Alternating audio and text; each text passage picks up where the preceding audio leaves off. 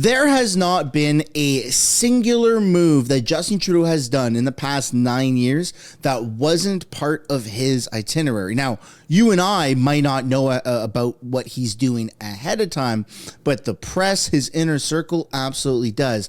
And this trip to Mar-a-Lago to meet Trump was not scheduled at all. Like, this is a full-blown panic meeting, and that's what we're going to be hyper focusing on in this video, starting off though with just an update on the Canada Post strike, because it's leaving a lot of Canadians just in free fall mode that, hey man, our major postal office or postal service is not delivering in the holiday season. Welcome back to the channel. Welcome back to another video, everybody. Before we get into it, I want to encourage y'all to smash the like button and subscribe if you haven't already. It does really help grow the channel. And normally this would be a time for me to, try to sell you some stickers or whatnot, but I don't want you to do that. What I want you to do is actually head to the link down below in the description or the pinned comment below and go subscribe to my extra channel. I called it Jasper's Son, and I'm focusing more on some American things there, like just purely American things. And it's a hoot. It's an absolute hoot. And also, while I was just searching for my own channel, I came across this video here of Indian media, which they are talking about me directly. Let's just have like a quick look. Indian YouTuber jasper sunshine ने वज़ीर आज़म Justin Trudeau के मुतालिक बड़ा दावा कर दिया। YouTuber का कहना है कि वज़ीर आज़म Justin Trudeau All right, so obviously I don't understand, but they got my face on Indian media. Justin Trudeau What is going on? We're living in a simulation. Without further ado, let's get into this video here, starting off with the Canada Post strike update. Canada Post has started laying off some of its striking workers. CP24's Jamie Goodford joins us live from our newsroom with the latest developments. Jamie. Yeah, and we're getting reaction from both sides. We are just 1 day shy of the 2-week mark of this ongoing labor dispute between CUPW, that's the union that represents 55,000 Canada Post employees, and its employer. Actually, I want to bring in right now Aaron Zaltzman. He's an employment lawyer with Witten and Lublin Employment Lawyers. Thank you so much for joining us on CP24. We're just getting word this afternoon that Canada Post is going to be laying off some of its striking postal workers. Can you tell us a little bit more about, I guess, the legalities behind this and why the company is allowed to lay off these workers in the middle of a labor dispute? Yes, Jamie. So I would say that it is a fairly unusual, perhaps even unprecedented move to be laying off workers in the middle of a strike. And it's whether or not they would be allowed to may in fact be an issue of some contention. The Canada Labour Code, the statute that governs the employment of the Canada Postal workers, actually specifically prevents employers from interfering with activities in a trade union, including strikes. Okay, so let me get this straight. Canada Post employees have not been getting the amount of money that they want, and so they've gone on strike. And now the strike is taking so long that Canada Post is firing people that are on strike. I don't know, that just seems kind of weird, and I think as time goes on, you're going to start to see a lot of sketchy things start to surface. But now let's get into the real reason people are clicking on this video. What the heck happened at Mar-a-Lago? What's going on? Is Trump really going to spank Justin Trudeau? Well, Trudeau actually answered the press. He did take some questions. We're going to take a look at that, but of course, we're going to just lead into it softly, right? Just like Happy Gilmore. Tap it in. Canada's leader meeting with Trump to talk about Trump's threat to impose sweeping tariffs on imports by 3 countries, including Canada. And as Wendy Gillette shows us, Trudeau was not the only important visitor to Mar-a-Lago. A motorcade left Mar-a-Lago in Palm Beach, Florida, Friday night. Prime Minister Trudeau. Following Canadian Prime Minister Justin Trudeau's 3-hour dinner with President-elect Donald Trump. The unannounced meeting came after Trump threatened to impose 25% tariffs on goods from Mexico and Canada if they don't stop what he calls the flow of drugs and migrants across their borders. Earlier Friday, Trudeau said, "Our responsibility is to point out that he would not just be harming Canadians, he would actually be raising prices for American citizens." A government official says Canada is examining possible retaliatory tariffs if Trump follows through on his threat. President Biden cautioned against the tariffs on Thanksgiving. We're surrounded by the Pacific Ocean, the Atlantic Ocean, and 2 allies, Mexico and Canada. And the last thing we need to do is begin to screw up those relationships. Trump spent his holiday with family, seated next to Elon Musk, who plans to head to Capitol Hill next week along with Vivek Ramaswamy to speak with House Republicans about their Department of Government efficiency. Fellow tech leader, Facebook CEO Mark Zuckerberg also had dinner with the president-elect at Mar-a-Lago. We'll see what comes of that. And Mark, obviously, he has his own interests and he has his own company. And So that must have been really awkward because Justin Trudeau has banned Facebook and Meta from having news in Canada. Like, it's crazy, right? So you have like True North, Rebel News, even CTV, CBC, all of the media stuff, anything that's deemed as news that gets posted on Facebook, on Meta, does not get seen by Canadians. It's absolutely crazy. So that must have been one hell of an awkward dinner for Justin Trudeau. And it actually gets worse. So there's multiple layers to this dinner, as you're going to see here. You got Alex Jones that says, I hope Trump watched his drink. To be clear, I am not joking. Trudeau is an agent of the WEF and an enemy of humanity. I can't wait till the great folks up in Canada kick his ass out. And that's in response to Benny Johnson saying Canada PM meets Trudeau. Canadian Prime Minister Trudeau meets President-elect Trump at Mar-a-Lago. Now, this is the photo that is being widely circulated, but it's not a good look for Justin Trudeau. If you see right here, whoever this is putting up like reindeer, like that sign, like going blah, blah, blah. So even in a photo of Justin Trudeau with the one and only President Trump, you have somebody making fun of Justin Trudeau with reindeer ears. Like, Trudeau can't even go to the States and meet with Trump without being heckled, even in Mar-a-Lago. That's absolutely insane, probably because he's a massive loser. Let's take a look here at what Trump has actually said in response to them meeting. Donald Trump says, I have just had a very productive meeting with Prime Minister Justin Trudeau of Canada, where we discussed many important topics that will require both countries to work together to address, like the fentanyl and drug crisis that has decimated so many lives as a result of illegal immigration, fair trade deals that do not jeopardize American workers, and massive trade deficit the U.S. has with Canada. I made it very clear that the United States will no longer sit idly by as our citizens become victims to the scourge of this drug epidemic, caused mainly by the drug cartels and fentanyl pouring in from China. Too much death and hardship. Prime Minister Trudeau has made a commitment to work with us to end this terrible devastation of U.S. families. We also spoke about many other important topics like energy, trade, and the Arctic. All are vital issues that I will be addressing on my first day back in office and before. So that is Donald Trump's official statement. Now let's take a look at what actually has happened in that meeting. Jacqueline, it appears there will be no official statement from either side about the visit, but we are hearing in bits and wrong. There just was Canadian sources that it was overall positive, that the dinner lasted some 3 hours, that there were some key connections made between Prime Minister Trudeau, his Public Safety Minister Dominic LeBlanc, and some of these nominees to cabinet positions that Donald Trump has proposed, such as his Commerce Secretary, his National Security Advisor. We know that a number of subjects important to both sides came up: migration, the fentanyl smuggling through to the United States. Both of these were cited by Trump as a reason to impose those tariffs on Canada. And we have heard a little bit from the Prime Minister himself. Journalists caught him as he was leaving his hotel this morning. Have a listen. Prime Minister, was it a productive meeting with President-elect? It was an excellent conversation. How are you talking about your relationship with Donald Trump?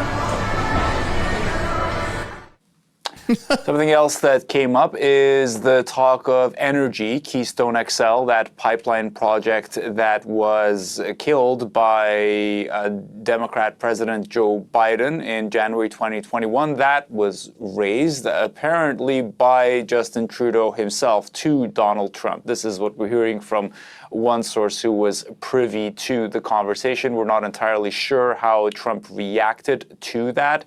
Yet we do know that the tariffs issue was something clearly on Justin Trudeau's mind. As you said yourself, he brought that up in Prince Edward Island when speaking to journalists earlier on Friday, hours before the trip.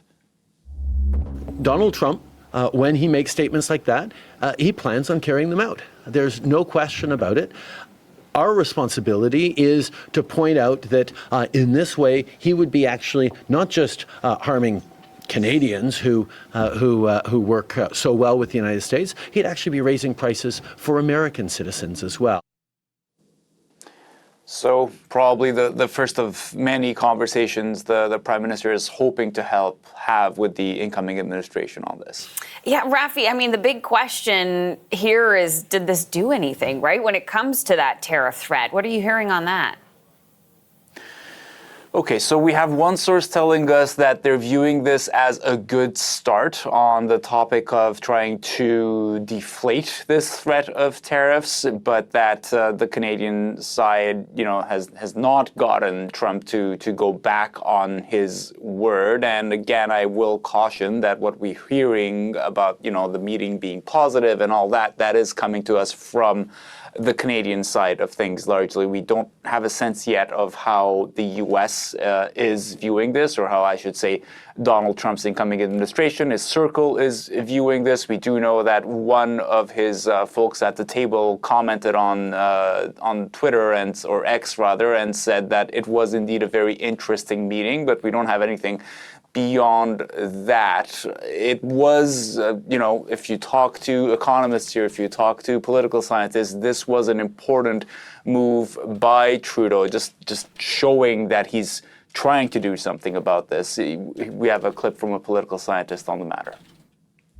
In terms of strategy, I think it makes sense for the Prime Minister to do this. Trump is notoriously insecure about his standing, his relations with other world leaders. And so I think this sort of flattery is a very smart play on the part of the Prime Minister. We're also starting to see some political... Yeah, that's heading in the right direction of mending relationships. Call Trump wildly insecure. Give me a freaking break. These people are mental. They're trying to ruin the Canadian dollar.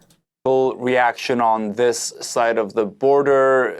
Yves-François Blanchet, the leader of the Bloc Québécois, is the first federal opposition leader to issue a statement. We've translated that and are putting it on your screen. He said, "You can't fault the Prime Minister for going to meet the USA's president-elect while the latter is starting the next round of trade negotiations in an intimidating way and setting partial conditions regarding border control."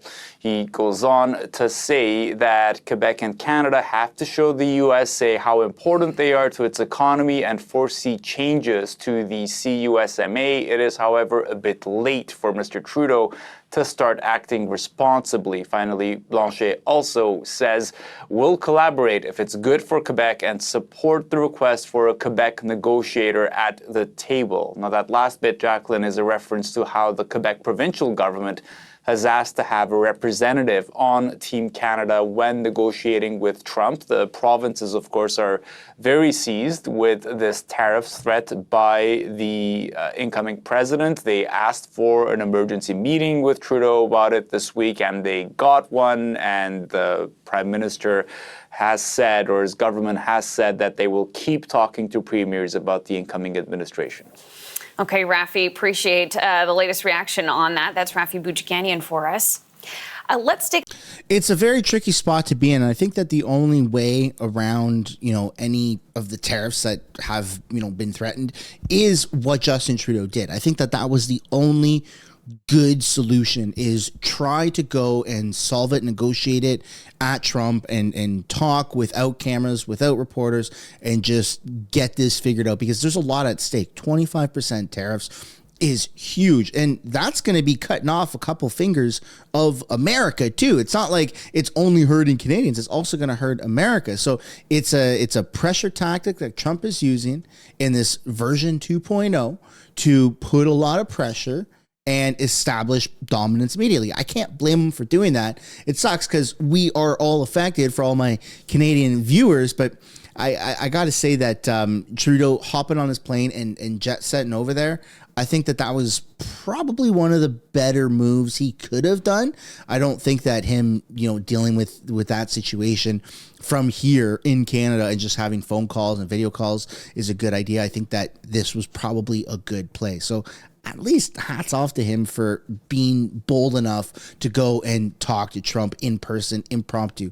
Let's take a look now at Vashi from CTV and what she has to say, because this is very out of the ordinary. Nothing like this has ever happened in Canadian history, at least not under Justin Trudeau, where he's had an emergency meeting like this that no one knew about. Yeah, and that's a really rare thing, Heather. I've been covering this government since day one. I cannot remember an official trip that the Prime Minister took that we didn't know about or that journalists couldn't kind of, travel alongside to cover. So we're getting these details as they are coming out to us. I think the top line information here is that the dinner started at Mar-a-Lago just before 7:30 Eastern time this evening. Traveling alongside the Prime Minister is Public Safety Minister Dominic LeBlanc. A lot of that must have to do with the border, which is, of course, what Donald Trump cited in that social media post earlier this week in which he threatened to levy these tariffs on Canadian imports. We've got the Chief of Staff for the Prime Minister, and alongside incoming President Trump, Governor Doug Burgum, who is his nomination for Interior Secretary, also looking to be the kind of energy czar for Donald Trump. Howard Lutnick, who is Donald Trump's nominee for Commerce Secretary, and Mike Walls, who is the National Security Advisor nominee for Donald Trump. Gives you an idea that border security will be a focal point of the conversation, Heather. All right. And Vashi, Trudeau said earlier today he believes Trump's tariff threat should be taken seriously. So what's Ottawa's game plan here? I think exactly that, Heather. I think there was a very distinct message in what the Prime Minister conveyed today, that even though the speculation is this is a negotiating tactic from the incoming president, that the government and other governments across the country are taking the threat of these tariffs very seriously, because the simple reason is they would most certainly cause a recession in this country. He's there to convey that to the president, I am told. What comes of it? Well, that's another story. Heather. Vashi, thank you for this. Always appreciate the insight. Yeah, I mean, Trump could be single-handedly responsible for causing a recession in Canada, which is huge, like instrumental. But I'd love to know what you guys think down below in the comments about just everything that has been going on. Now we're going to do a bit of a deep dive here into what analysts think, what political commentators think about the purpose of this meeting. Minister Justin Trudeau had a surprise meeting with U.S. President-elect Donald Trump. This as Canada hopes to stave off Trump's threat of massive tariffs. Prime Minister, what did you and Mr. Trump talk about at dinner? Prime Minister? Trudeau is the first G7 leader to meet with the returning president, but it comes as Trump threatens to impose a 25% tariff on Canadian and Mexican goods. Canadian officials warning it would have a devastating impact on the joint economy. And let's bring in Eric Ham, our CTV News political analyst. Eric, thanks as always for joining us. It's good to be here. Thanks for having me. How significant is this meeting from last night? Oh, this is huge. As you mentioned, this is the first G7 leader to actually meet with Donald Trump. But of course, we know Donald Trump has Canada in the crosshairs, very much like with Mexico, with these 25% tariffs that he plans to and deploy on both Canada and Mexico. And so what we're seeing here is Justin Trudeau is hoping to have similar success that Mexico's President Claudia Sheinbaum did when she spoke with Donald Trump about those tariffs. And of course, we know that Donald Trump announced a success in terms of his conversation with Mexico, and that Mexico would avert many of those immigrants attempting to come through the United States, which we know Mexico is already doing. Do we feel we'll hear the same thing on this meeting? I think so. I think we have to always remember Donald Trump was a reality television show host, and so he is going to operate very much like as though this is a reality television show. And so clearly we know that Canada, much like Mexico, is already being very aggressive on immigration issues at the border. This is just Donald Trump's way of trying to actually cast some type of emergency so then he can step in and claim credit. And I suspect he will do so here as well. Now, we've talked about Trump being a little bit of a wild card, and everybody's saying, well, we know he did this last time Is there any chance he might not do the same thing again this time? Well, I do believe that Donald Trump certainly is going to look to employ tariffs. He sees tariffs as a way to cudgel nations into getting what he wants. And it's not so much in terms of getting what he wants, which is actually tangible. It's also his way of being able to claim credit and victory. And so clearly, I think that's what Donald Trump is looking to do. And he's looking to do that even before he's even taken office. We know that his borders are, Tom Homan is ramping up these mass deportations. But again, I think while Canada and Mexico both, I think tariffs would cause tremendous damage, not only to the global economy, but particularly to the United States. I think one area where Donald Trump still may very well go through with these tariffs is actually on China. Okay, now, and with this meeting last night, it wasn't a little candlelight dinner for two. It was And I'm also told that Trump is threatening to put 100% tariffs on every BRICS country should they try to proceed with a new currency other than the US dollar.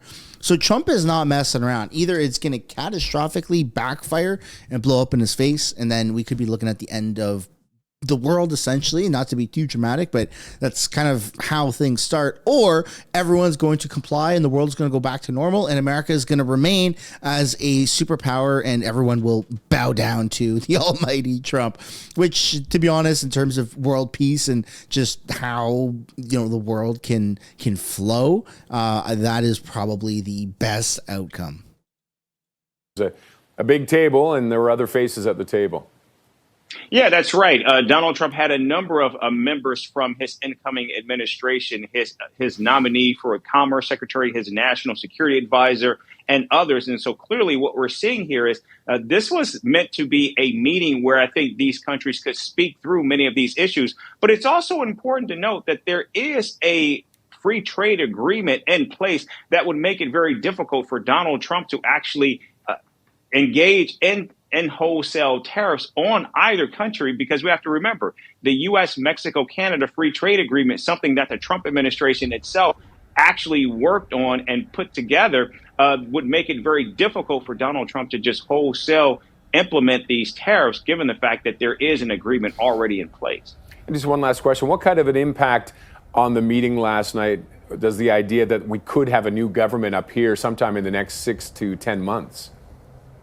Yeah, that's interesting, and it will be interesting to see how Donald Trump would actually look to a new government. We know that there have been some frosty relations between Donald Trump and Justin Trudeau, and so would a reset actually bode well for both countries, considering we know that the relationship, the 150-year relationship, has been one of the closest that the world has ever seen. I still think that relationship will remain in place irrespective of who is at the top in either country. Okay. Eric, thank you as always for your insight. Appreciate it. Thank you. So a couple of different angles. You got Trump, who thinks that he can just walk all over anyone and get what he wants. And to his credit, that's kind of true, right? Justin Trudeau, on the other hand, thinks that he can use non-English verbiage, non-answers, and talk in circles, and thou shall not comply, and do da-da-da-da. And he puts on a massive theatrical event and thinks that he can just convince people with his narcissistic bullshit. And that is not going to work with Trump. So yes, I do agree that it was probably one of the best moves out there for Trudeau to go and meet Trump in Mar-a-Lago. Again, first the G7 countries, the first leader in the G7 country to actually go and meet Trump since he's been, elected as the next president again.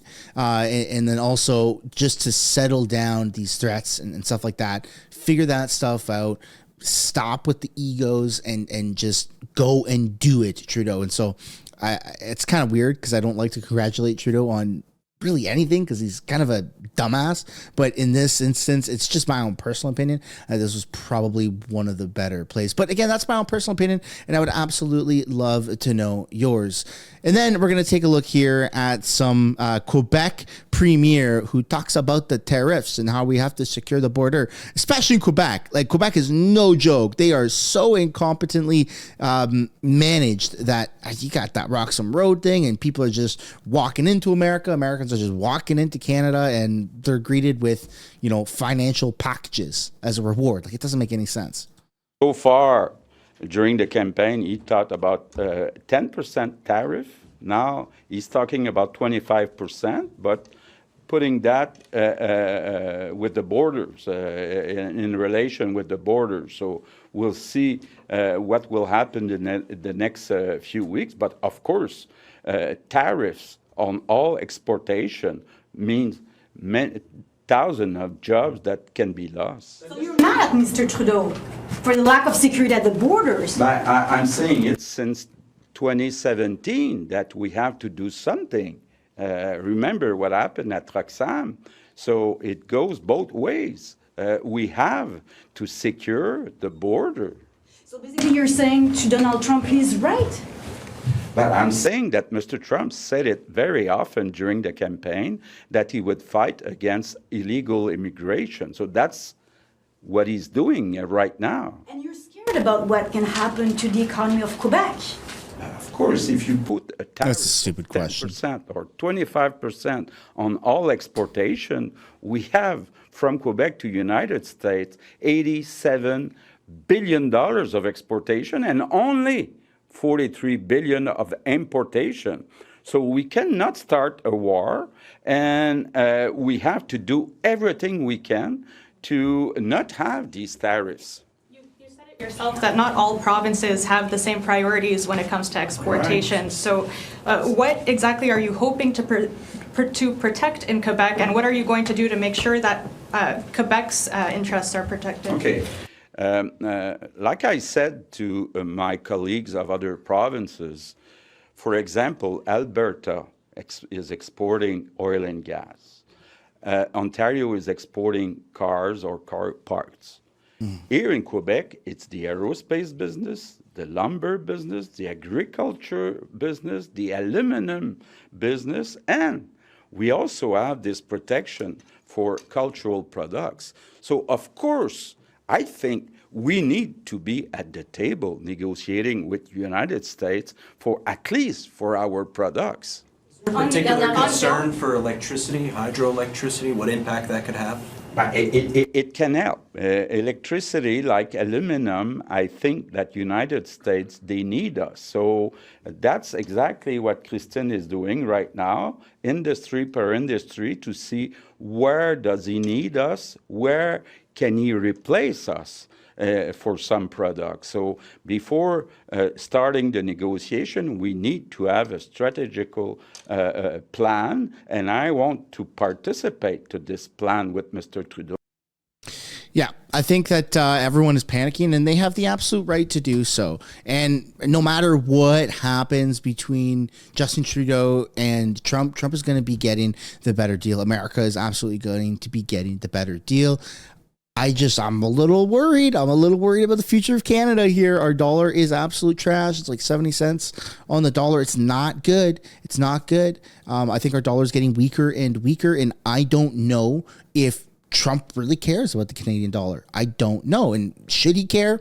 I don't know. We border them. We do a lot of exporting to America. We provide a lot for their economy. Should he care about propping up our economy as well? I don't know. I think he's just very, very pro-American. And unless something big happens, like maybe an election, and we get a Canada First guy like Pierre Poilievre in that hot seat who can start these negotiations, then I don't know what the outcome of this is actually going to look like. But if you're scared about the future and about tariffs and costs going up, yeah, welcome to the club. You absolutely should be. This is real. This is real life, and it could really happen. That's in the video. Everybody, thanks for watching. Don't forget to smash the like button, subscribe, and I'll see you in the next one. Bye for now.